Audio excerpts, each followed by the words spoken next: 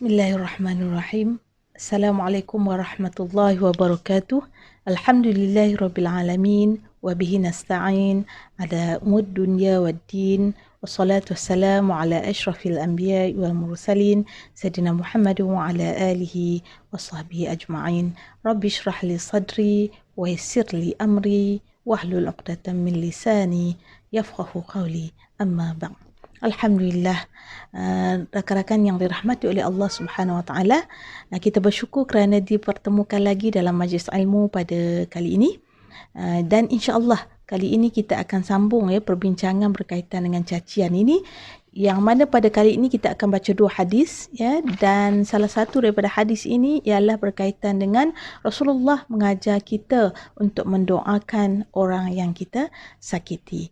Baik rakan-rakan yang dirahmati Allah, kita akan bacakan hadis yang pertama dulu, yang merupakan hadis yang ke-287 daripada kitab Al-Ahadithul Muntakhabah. An Abdullah ibn Amr ibn al-As radhiyallahu anhu anna Rasulullah sallallahu alaihi wasallam qala minal kaba'iri syatmur rajuli walidayhi. Qalu ya Rasulullah wa hal yashtimur rajulu walidayhi? Qala na'am, yasubbu abar rajuli fayasubbu abahu wa yasubbu ummahu fayasubbu ummahu. Rawahu Muslim. Daripada Sayyidina Abdullah bin Amr bin As radhiyallahu anhu meriwayatkan bahawa Rasulullah sallallahu alaihi wasallam bersabda, cacian seseorang terhadap kedua ibu bapanya adalah termasuk dosa besar. Para sahabat radhiyallahu anhum bertanya, wahai Rasulullah, adakah mungkin ada orang yang mencaci kedua-dua ibu bapanya? Baginda sallallahu alaihi wasallam bersabda, ya, keadaannya begini, seseorang itu mencaci bapa seseorang yang lain, lalu orang itu mencaci bapanya. Dia mencaci ibu orang lain, lalu orang itu mencaci ibunya, seolah-olah dia menyuruh orang lain mencaci ibu bapanya dengan dia mencaci ibu bapa orang lain. Hadis sahih riwayat Muslim. Rakan-rakan yang dirahmati oleh Allah Subhanahu Wa Taala, jadi dalam hadis yang kita bacakan tadi Rasulullah sallallahu alaihi wasallam menyebutkan bagaimana seseorang itu dikira mencaci ibu bapanya sendiri. Jadi dalam hadis tadi disebutkan tentang Rasulullah menyebutkan cacian terhadap kedua ibu bapa adalah termasuk dosa besar. Jadi ketika ini maka para sahabat bertanya, para sahabat rasa macam keliru dan juga tertanya-tanya, adakah seseorang anak itu sanggup untuk mencaci ibu bapanya sendiri? Jadi inilah yang dipersoalkan oleh para sahabat kepada Rasulullah sallallahu alaihi wasallam. Kenapa agaknya rakan-rakan? Sini ada sebabnya. Sebab pada masa dahulu masyarakat Arab ini hidup dalam keadaan mereka sangat memuliakan ibu bapa mereka. Yang mana jika ibu bapa mereka ini dicaci, mereka sanggup untuk berperang. Mereka sanggup untuk mengangkat senjata untuk mempertahankan kemuliaan dan juga kehormatan ibu bapa mereka. Jadi sama sekali sangat-sangat menghairankan para sahabat bagaimana seseorang itu sanggup untuk menghina ataupun mencaci ibu bapanya sendiri. Jadi dijelaskan oleh Rasulullah sallallahu alaihi wasallam bagaimana keadaan ini bagi orang yang dikira mencaci ibu bapanya sendiri ialah orang yang dia mencaci ibu bapa orang lain. Dalam hadis tadi Rasulullah sallallahu alaihi wasallam menyebutkan jika dia mencaci bapa seseorang lalu orang itu mencaci bapanya. Jika dia mencaci ibu seseorang lalu orang itu mencaci ibunya. Jadi di sini rakan-rakan Rasulullah nak tegaskan di situ dia boleh menjadi pembuka kepada orang lain mencaci ibu bapa dia. Sebabnya apabila dia caci bapa orang lain, orang itu pula akan membalas dengan mencaci bapanya. Jika dia mencaci ibu orang lain, maka orang tadi akan membalas juga dengan mencaci ibunya. Maka itu seolah-olah dia membuka jalan supaya orang tadi mencaci ibu bapanya. Ya, bermakna dia sendiri seperti mencaci ibunya, mencaci bapanya sendiri. Jadi inilah yang perlu kita elakkan. Jadi Rasulullah sebutkan jika dia caci bapa seseorang, maka dia seperti mencaci bapanya sendiri. Jika dia mencaci ibu seseorang, maka dia seperti mencaci ibunya sendiri. Jadi rakan-rakan sekalian, kita perlu ingat bahawa di sini kita janganlah menurut kata hati ya ketika bertengkar, marah, bergaduh dan sebagainya. Maka mungkin ketika itu ya seseorang itu akan menyebutkan ya cacian-cacian, tidak cukup dengan cacian terhadap orang itu sahaja, tetapi dia akan menyebutkan cacian terhadap kedua ibu bapa orang tersebut. Saya rasalah rakan-rakan ya, orang yang mencaci ibu bapa orang lain ni ya, sebabnya dia sebenarnya dia nak sakitkan hati orang tu. Kalau sebut tentang ibu bapa dia, mesti dia sakit hati. Jadi dia nak ajak orang tu bergaduh dengan dia. Jadi dia akan sebut tentang ibu bapa orang tu dengan dalam bentuk cacian ya. Maka dengan itu akan menyemarakkan lagi perselisihan ataupun pergaduhan ya. Sebab itulah kita dilarang sama sekali untuk mencaci ya, ibu bapa orang lain tak boleh caci ya, sebab itu seolah-olah ibaratnya kita ni mencaci ibu bapa kita sendiri. Jadi kita pastilah tak mahu mencaci ibu bapa kita sendiri ya. Kalau kita tengok masyarakat Arab tadi pun, mereka sangat mempertahankan ya suatu perkara yang sangat penting dalam kehidupan mereka ialah untuk memuliakan ibu bapa ya, dan mereka akan pertahankan supaya tidak dicaci bapa mereka tadi. Maka kerana itu ya mereka sanggup berperang dan sebagainya. Begitu sekali mereka bersungguh-sungguh untuk memuliakan, menghormati kedua ibu bapa mereka. Jadi berbalik pada kita ya, zaman sekarang, zaman moden rakan-rakan ya. Adakah rakan-rakan lihat di sekeliling kita, adakah wujud insan yang sanggup mencaci ibu bapanya sendiri? Adakah wujud insan yang sanggup mencaci ibu bapa orang lain? Jika wujud, jika ada, ya, bermakna dalam kehidupan kita hari ini, dalam masyarakat moden kita hari ini, ya, terdapat tu masalah yang sangat besar ya, iaitu masalah keruntuhan ataupun kerosakan akhlak dalam kalangan masyarakat ya, wal-a'yazubillah min dzalik ya. Jadi rakan-rakan sekalian ya, kita pun tak mahu ya masyarakat berdepan dengan keadaan ini, satu situasi di mana kita hidup dalam masyarakat yang telah rosak akhlak ya, kerana tidak lagi menghormati, tidak lagi memuliakan ibu bapa ya, dan tidak lagi meletakkan ibu bapa di tempat yang tinggi seperti yang sepatutnya. Cuba rakan-rakan tengok ya, dalam Al-Quran sendiri berapa banyak ayat-ayat suci Al-Quran yang Allah Subhanahu Wa Taala sebutkan tentang ibu bapa ya, tentang kemuliaan ibu bapa, yang mana di situ Allah perintahkan supaya kita berbuat baik, berbakti kepada kedua ibu bapa. Sebagai contoh, surah Al-Isra ayat 23 ya, Allah perintahkan kita ni buat baik kepada kedua ibu bapa kita selepas perintah supaya kita menyembah Allah Subhanahu Wa Taala satu-satunya. Itu nampak kepentingan ya, memuliakan ataupun berbuat baik ataupun berbakti kepada kedua ibu bapa. Begitu juga dalam surah An-Nisa ayat 36 ya, juga dalam surah Al-Baqarah ayat 83, surah Al-An'am ayat 151, dan ada lagi dalam surah Luqman ayat 14. Jadi rakan-rakan tengok ya betapa pentingnya amalan berbuat baik kepada kedua ibu bapa yang menjadi perintah Allah dan juga Rasulnya. Ya, dalam hadis pun rakan-rakan cuba kita renung-renungi. Ya, dalam hadis begitu banyak Rasulullah sebutkan tentang suruhan supaya kita berbakti pada kedua ibu bapa kita. Kita muliakan ibu bapa kita, kita hormati ibu bapa kita ya. Sehingga kan Rasulullah apabila ditanya apakah amalan yang paling dicintai oleh Allah Subhanahu Wa Taala, maka Rasulullah sebut solat dalam waktunya ya, kemudian berbuat baik kepada kedua ibu bapa dan juga berjihad di jalan Allah ya. Ini antara tiga perkara ya, yang paling dicintai oleh Allah Subhanahu Wa Taala. Maka kita ada peluang rakan-rakan sekalian ya, kita boleh buat perkara ini khusus ya, berkaitan dengan berbakti ataupun berbuat baik kepada kedua ibu bapa. Jadi berbalik kepada hadis tadi, Maka di sini kita perlu memperingatkan diri kita, ya rakan-rakan sekalian, jangan mudah sangat ya naik angin. Ya, jangan mudah naik angin ni, mudah untuk mengeluarkan kata-kata ya ketika marah itu dengan cara yang tidak bertepatan dengan agama, ya. Jangan suka cari pasal. Cari pasal ni rakan-rakan ya, maknanya dia suka cari masalah.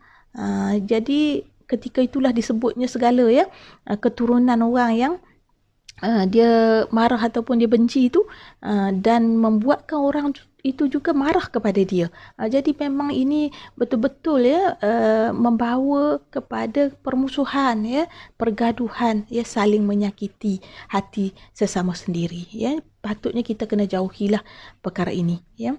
Jadi apabila nak mencaci ibu bapa orang lain tu, kena ingat ya, bila kita caci ibu bapa dia, bermakna kita caci ibu bapa kita. Ya, kita sebut bapa dia, bermakna kita juga sebut ya keburukan kepada bapa kita. Begitu juga kalau sebut tentang ibu dia, maka akan berbaliklah perkara itu kepada ibu kita. Sebab itu rakan-rakan sekalian, umpama dia di sini ni ya, apa yang kita kata pada orang tu akan balik semula kepada diri kita. Jadi kita sama-samalah ya menginsafi, kita ingatkan diri kita, jangan sesekali kita cuba untuk mencaci ibu bapa orang lain ya. Kita jadilah insan yang berakhlak mulia ya, yang sentiasa menghormati orang tua, tak kiralah orang tua tu bapa kita ke ibu kita ke, ataupun ibu orang lain bapa orang lain. Kita hormati semua ya, sebab itu yang ditunjukkan, itu yang diperintahkan oleh Allah Subhanahu Wa Taala dan Rasulnya. Jadi kita tak boleh menganggap bahawa orang tua ini warga emas ya, apabila mereka makin lemah tu kita boleh buat sesuka hati. Sebaliknya mereka ini tetap ya berada di tempat yang mulia seperti yang telah diletakkan oleh Allah Subhanahu Wa Taala ya. Baik rakan-rakan sekalian ya, itu berkaitan dengan hadis yang pertama ya. Jadi kita akan bincangkan pula ya hadis yang kedua ya, berkaitan dengan tajuk, satu lagi tajuk yang Rasulullah ajar pada kita, iaitu doa ya untuk orang yang kita sakiti. Ini satu perbincangan yang sangat baik ya, yang sangat berguna, yang perlu kita manfaatkan ataupun perlu kita amalkan. Jom kita teliti dulu dan kita baca dulu hadis ini. Baik, hadis seterusnya, an Abi Hurairah radhiyallahu anhu anna Nabiy sallallahu alaihi wasallam qala, Allahumma inni attakhidhu 'indaka 'ahdan lan tukhlifanihi fa innama ana basharun fa ayyul mu'minina adzaituhu syatamtuhu la'antuhu jalattuhu faj'alha lahu salatan wa zakatan wa qurbatan tuqarribuhu biha ilaika yaumal qiyamah. Rawahu Muslim. Sayyidina Abu Hurairah radhiyallahu anhu meriwayatkan bahawa sesungguhnya Nabi SAW berdoa, Ya Allah, saya meminta janji daripadamu dan janganlah engkau memungkirinya, iaitu saya hanyalah seorang insan, maka mana-mana orang mukmin yang saya telah sakiti, yang telah saya maki, yang telah saya laknat, yang telah saya pukul, maka engkau jadikanlah itu semua sebagai rahmat, penyucian daripada dosa serta penghampiran kepadamu untuknya, sehingga dengan sebab itu engkau jadikan dia hampir kepadamu pada hari kiamat nanti. Hadis sahih riwayat Muslim. Rakan-rakan yang dirahmati Allah ya. Jadi ini satu lagi ya ajaran ya Rasulullah SAW untuk kita amalkan ya, dan ini sebenarnya ya cerminan akhlak mulia seorang mukmin. Jadi rakan-rakan sekalian yang dirahmati oleh Allah ya, tadi cuba kita tengok dalam hadis tadi Rasulullah ajar kita berdoa. Selama ni mungkin kita ingat ya orang yang kita sakiti, kalau kita sempat boleh minta maaf, kita minta maaf. Ya, kalau kita boleh jumpa dia, kita jumpa dia. Kalau kita insaf tu, kita memohon keampunan daripada Allah. Itu mungkin ya difikirkan oleh kita. Ya, tetapi adakah kita mengamalkan doa ini yang diajar oleh Rasulullah SAW dalam hadis ini? Ya, kalau kita tengok hadis tadi Rasulullah sebut, Ya Allah, aku meminta janji kepadamu dan janganlah engkau memungkirinya. Ya, jadi Rasulullah mohon pada Allah, ya, sebab kita ini hanya insan, ya, seorang insan biasa. Apatah lagi kita orang awam, ya, yang mana banyak melakukan kesilapan, ya, banyak melakukan kesalahan, kadang-kadang tanpa kita sedari. Ya, jadi rakan-rakan sekalian, ya, kalau saya tanya, ada tak tuan-tuan dan puan-puan, rakan-rakan sekalian sakiti sesiapa? Mungkin ada yang kata tak ada pun, saya rasa macam saya tak ada menyakitkan sesiapa, ya.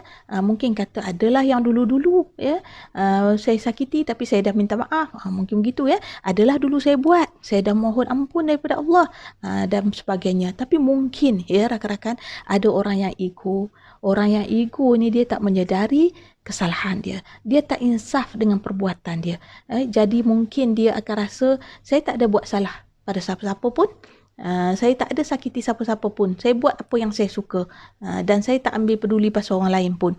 Dan dia tak sedar, ya, bahawa apa yang dilakukan tu sebenarnya telah menyakiti orang lain, ya, tanpa dia sedari. Jadi yang ini yang kita risaukan, ya, rakan-rakan. Kita tak tahu, mungkin dalam tak sedar tu kita telah menyakiti orang lain dalam keadaan kita sangka kita tak buat salah dan kita tak ada pun menyakiti sesiapa. Tapi hakikatnya kita menyakiti seseorang. Wal'ayazubillah min dzalik. Jadi apa yang kita nak buat, rakan-rakan? Kita ikutlah anjuran Rasulullah SAW ini. Kita doakan, ya, orang itu. Apa yang kita doakan, rakan-rakan? Tengok balik hadis yang kita baca tadi, ya.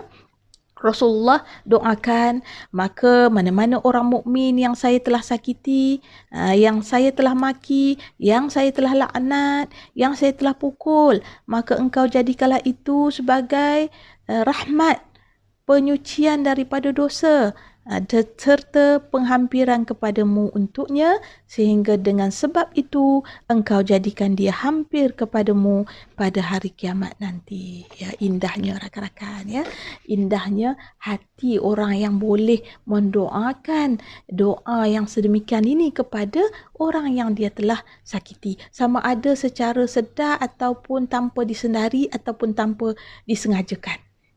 Jadi kita biasakan mendoakan begini, ya, rakan-rakan sekalian. Kita doa pada Allah, semoga Allah menjadikan apa yang kita buat pada dia tadi ni, mungkin tadi kita sakiti dia, ya, kita mungkin maki dia, disebut dalam hadis, ya, mungkin melaknat dia, ya, dalam dengan perkataan-perkataan kita, mungkin juga memukul dia, ya. Jadi apa yang kita lakukan tu, ya, semoga itu menjadi satu rahmat, ya, untuk dia. Moga itu diganti dengan penyucian dosa untuk dia, dan juga itu juga menjadi asbab Allah menghampirkan dia dengan Allah Subhanahu Wa Taala hingga di hari kiamat nanti. Jadi rakan-rakan sekalian, ya, tapi untuk melakukan ini kita perlu mempunyai jiwa yang kaya, ya, hati yang bersih, hati yang baik, ya, sehingga kita mampu mendoakan perkara-perkara baik untuk orang lain. Kita tak rugi, rakan-rakan, ya, kalau kita mendoakan doa-doa yang sebegini untuk orang lain. Sebab apa? Sebab kita mendoakan kebaikan pada orang lain itu malaikat mengaminkan, ya, malaikat mendoakan doa yang sama untuk kembali kepada diri kita. Jadi kita doakan orang lain, malaikat doakan kita doa yang sama. Jadi kita tidak langsung rugi, ya, dan doa kita tadi tidak sia-sia, malah memberikan kebaikan-kebaikan yang banyak kepada diri kita. Jadi teruskan, rakan-rakan, ya, berdoa untuk orang yang kita sakiti. Mana tahu kita ni bukanlah orang yang sempurna, tak pernah buat salah, tak pernah buat dosa, ya, tak pernah sakiti sesiapa. Entah-entah kita banyak sakiti orang lain dalam keadaan kita tak sedar. Ya, kita ni boleh sakiti orang dengan pelbagai cara, rakan-rakan. Ada waktunya kita mungkin sakiti dengan tutur kata kita, dengan lisan kita, dengan lidah kita. Ada waktu mungkin kita sakiti orang tu dengan cara kita menulis, tulisan kita, pena kita. Ya, orang baca dia rasa sangat sakit hati kerana tulisan itu ditujukan pada dia. Ya, mungkin juga melalui perbuatan, tindakan kita, ya, yang menyebabkan seseorang tu sangat terluka hati, ya, rasa disakiti dan sebagainya. Ya, jadi perkara-perkara inilah ya yang mungkin kita tak sedar tapi telah kita lakukan. Maka perbanyakkanlah kita mendoakan sebegini ya untuk siapa saja yang kita mungkin sakiti. Jadi rakan-rakan, kita doa apa tadi? Kita doakan semoga kalau segala perbuatan kita yang kita sakiti dia tadi, mungkin melaknat dia, mungkin mencaci dia, memaki dia, mungkin pukul dia ya ketika marah dan sebagainya, jadikan itu sebagai asbab untuk Allah bagi rahmat pada dia. Ya, supaya Allah bagi sucikan dosa dia, ampunkan dosa dia, supaya Allah dekatkan dia ya dengan Allah Subhanahu Wa Taala di hari kiamat nanti. Ya, Masya Allah. Ya, kita sama-sama buat rakan-rakan sekalian. Kalau sebelum ni kita tak biasa buat, lepas ni kita buat sama-sama. Ya, kita buat kebaikan ini dalam kehidupan kita. Kita amalkan setiap hari. Ya, sebab dalam kehidupan ni kita nak cari kebaikan. Kita tak mau cari gaduh, cari pasal tadi yang saya sebut tadi ya dengan sesiapa pun. Kalau boleh ni kita nak hidup dalam aman damai, dalam keadaan tenteram ya. Hati kita pun rasa tenang. Tapi hati nak tenang mestilah datang daripada akhlak yang baik, daripada tutur kata yang mulia ya, daripada amal perbuatan yang soleh, barulah kita dapat ketenangan. Jadi salah satunya ialah ini ya, kita mendoakan kebaikan untuk orang lain ya. Sebab mungkinlah suatu masa dulu kita tersilap, kita terkhilaf ya, melakukan sesuatu yang menyakiti orang lain, insan lain ya, tanpa sengaja ataupun disengajakan. Masa buat dulu tak sedar lagi, tak ada kesedaran ya, rasa macam memang ya, rasa puas hatilah boleh sakitkan hati dia ni, padam muka dia ya, tapi masa tu buat dengan perasaan yang begitu kerana kita ni terpengaruh dengan hasutan syaitan ya. Tapi hari ni apabila kita dah dapat ilmu, belajar di majlis ilmu ni macam-macam ya, majlis ilmu yang rakan-rakan semua hadir, kita belajar, kita menghayati dan akhirnya kita mengamalkan. Bila kita amalkan tu, maka di sini ada kesedaran pada kita ya untuk meninggalkan perkara-perkara yang tak baik ya. Tapi tak cukuplah kita tinggalkan saja ya, kita mohon keampunan daripada Allah Subhanahu Wa Taala, kita mohon juga kemaafan daripada orang yang kita sakiti rakan-rakan ya. Ini yang terbaik kalau boleh kita buat. Apabila kita sakiti seseorang, kita jumpa dia ya, kita menghubungi dia untuk mohon maaf secara direct daripada dia. Semasa dia sama-sama masih hidup, dia pun masih ada, kita pun masih ada, kita minta maaf pada dia ya. Jangan kita malu untuk merendahkan diri kita ni untuk mohon maaf, sebab itu adalah sifat mulia ya, sifat terpuji seorang muslim mukmin yang sejati. Jadi kita jangan rasa segalah nak minta maaf ya, malaslah nak minta maaf pada seseorang ni, biar je lah. Tapi kita kena selesaikan segala permasalahan kita ni dengan manusia ni di dunia, supaya tak adalah nanti berbangkit terbawa sampai ke akhirat ya, sampai di hari kiamat esok ya, ketika kita dihisap ya, dan sebagainya, masih lagi tak selesai urusan-urusan dunia ya, kerana kegagalan kita untuk menguruskannya ya semasa kita hidup. Jadi dalam bab menyakiti ni pun, kalau kita dah sedar, astaghfirullahalazim, ampunkanlah aku ya Allah, dalam tak sedar aku telah menyakiti seorang ya, aku telah menyakiti dia sampai dia menangis ya, sampai dia stres, sampai dia menderita ya. Jadi kita rasa tersedar ya daripada kesalahan itu, maka mungkin ya pada waktu itu kita dah mohon keampunan daripada Allah dengan istighfar kita, dengan solat taubat kita, tapi kita juga mencari ya insan yang telah kita sakiti ini untuk memohon maaf ya. Selebihnya apa lagi kita buat rakan-rakan? Kita doakan orang ini dengan doa yang Rasulullah telah ajar ini. Ya, jangan rasa malas untuk berdoa ya, sebab kita ni kadang-kadang ya, kita rajinlah berdoa untuk diri sendiri. Doa untuk diri sendiri lepas solat tu terutamanya doa untuk diri kita, suami, isteri masing-masing, anak-anak masing-masing, ibu bapa masing-masing ya. Jangan lupa, jangan tinggalkan doa untuk ibu bapa. Tadi kita dah belajar dalam hadis yang pertama berkaitan dengan ibu bapa. Tapi mungkin ada waktunya kita terlupa untuk mendoakan insan lain ya yang tak ada kaitan dengan persaudaraan dengan kita. Ya, bukan saudara mara kita. Mungkin hanya kenalan biasa, mungkin juga kenalan daripada jauh yang kita tak rapat dan sebagainya. Tapi inilah yang kita kena amalkan. Kita biasakan ya mendoakan orang lain seperti yang dilakukan oleh sahabat Rasulullah ya, yang dilakukan oleh Abu Darda ya pada jauh malam ya, yang mana pada waktu malam Abu Darda ni gemar untuk bangun malam, qiyamul lail dan mendoakan ya semua orang kebaikan. Tak kiralah ya sahabat dekat ke sahabat jauh dan sebagainya. Maka kita pun samalah ya, kita sama-samalah mendoakan orang lain dan apatah lagi ya khusus untuk orang yang pernah kita sakiti, pernah kita lukai ya, pernah kita susahkan ya satu ketika dahulu. Jadi kita cuba untuk lakukan suatu perkara yang baik ya, untuk orang kata menebus balik ya perbuatan kita yang tercela yang pernah kita buat satu masa dulu ya. Jadi kita terus mendoakan ya. Cuba untuk amalkan doa ini. Siapa pun yang kita sakiti, siapa pun yang kita lukai tadi, kita mohon pada Allah dengan sungguh hati ya, dengan penuh kerendahan hati kita, dengan penuh ikhlas di hati kita, semata-mata kerana Allah ya, tanpa pengetahuan dia, kita doakan supaya Allah bagi dia, balas dia ya, ganti kesakitan yang kita sebabkan dulu, yang kita lakukan dulu dengan kebaikan-kebaikan, iaitu rahmat daripada Allah, iaitu penyucian dosa ataupun pengampunan dosa untuknya ya daripada Allah, dan juga dengan penghampiran Allah Subhanahu Wa Taala ya kepada dirinya di hari kiamat nanti. Bermakna Allah hampir ya, Allah hampirkan diri dengannya ya, dia boleh hampir dengan Allah Subhanahu Wa Taala di hari kiamat nanti ya.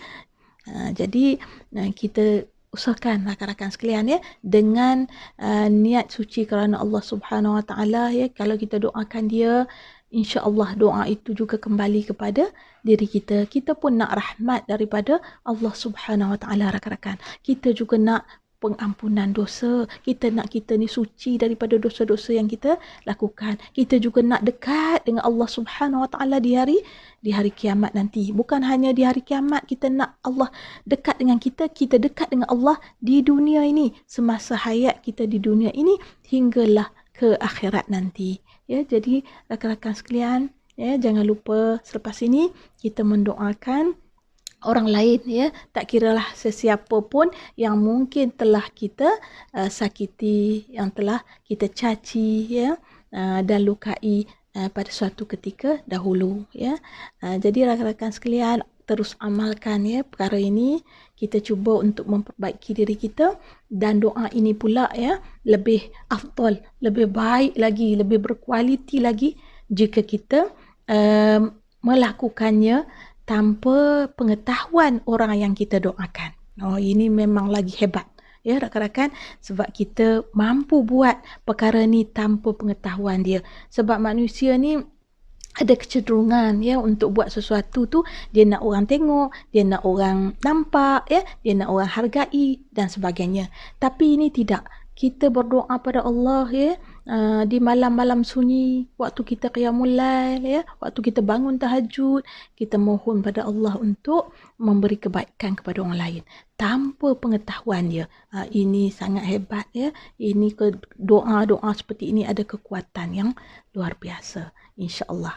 Jadi rakan-rakan sekalian, saya rasa ini saja ya yang dapat kita bincangkan untuk hari ini. Kesimpulan dia, apa yang kita bincangkan daripada dua hadis tadi ialah, yang pertamanya, kita jangan mencaci ibu bapa orang lain kerana itu ibarat mencaci ibu bapa kita sendiri. Ya, dalam hadis yang kedua tadi Rasulullah sebut berkaitan dengan jika kita pernah menyakiti ya seseorang, sama ada dengan kata-kata ya, cacian, ya, laknat, ataupun pernah dengan perbuatan memukul dia, menyakiti dia, maka kita doakan dia. Semoga Allah memberi rahmat pada dia, semoga Allah memberi pengampunan kepada dia, semoga Allah mendekatkan dia kepada Allah Subhanahu Wa Taala di dunia dan juga di akhirat. Ya, asbab daripada doa kita kerana kita tadi telah menyakiti dia. Jadi rakan-rakan sekalian, setakat ini dulu sama-sama kita amalkan ya amalan ataupun doa yang telah diajar oleh Rasulullah sallallahu alaihi wasallam. Mudah-mudahan banyak manfaatnya untuk kehidupan kita. Mudah-mudahan kita mampu menjadi insan yang lebih baik ya setiap hari dari hari ke hari ya hinggalah ke akhir nanti. Sampai jumpa lagi. Jaga diri. Ya, terima kasih semua. Assalamualaikum warahmatullahi wabarakatuh.